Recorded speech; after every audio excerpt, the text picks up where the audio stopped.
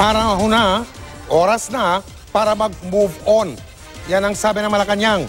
Kaya ang dating engrandeng paggunita sa EDSA People Power Revolution, gagawing simple na lang at hindi na sa EDSA gagawin.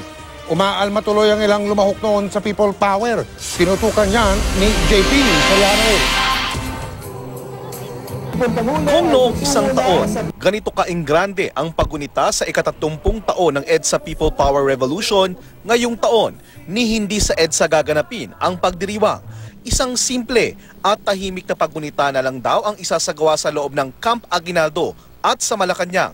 Sabi ng palasyo, dumating na raw kasi ang panahon para mag-move on. It's time to move on from just celebrating the past, remembering the past, and to move on into the whole aspect of nation building. The whole nation is evolving. We can't get stuck in the past.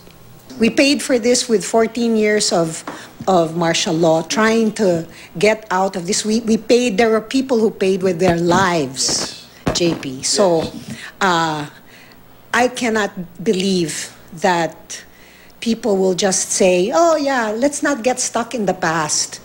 It's not a matter of getting stuck in the past. It's a matter of using our history to learn our lessons. Si Lea Navarro, na aktibong lumahok noon sa People Power, may iba pang basa sa mga pasya at aksyon ng administrasyon. Yung pagbury nung diktador sa libingan ng mga bayani, konektado yon dahil parang ginagawa nila yung gusto ng mga Marcos.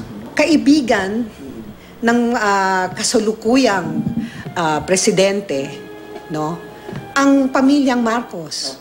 So, it's not surprising na ito ang mga sinasabi, no? Or ito ang mga preparasyon on a day which the Marcoses hate. Sinisikap naming kunin ang panig ng mga Marcos kaugnay sa mga sinabi ni Navarro.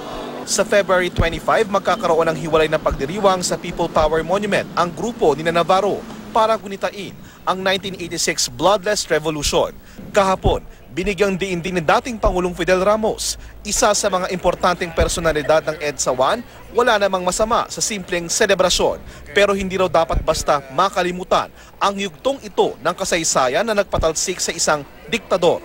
Sa akin lang, kung magkaroon tayo ng isang EDSA Learning Center doon sa likod ng monumento, ha?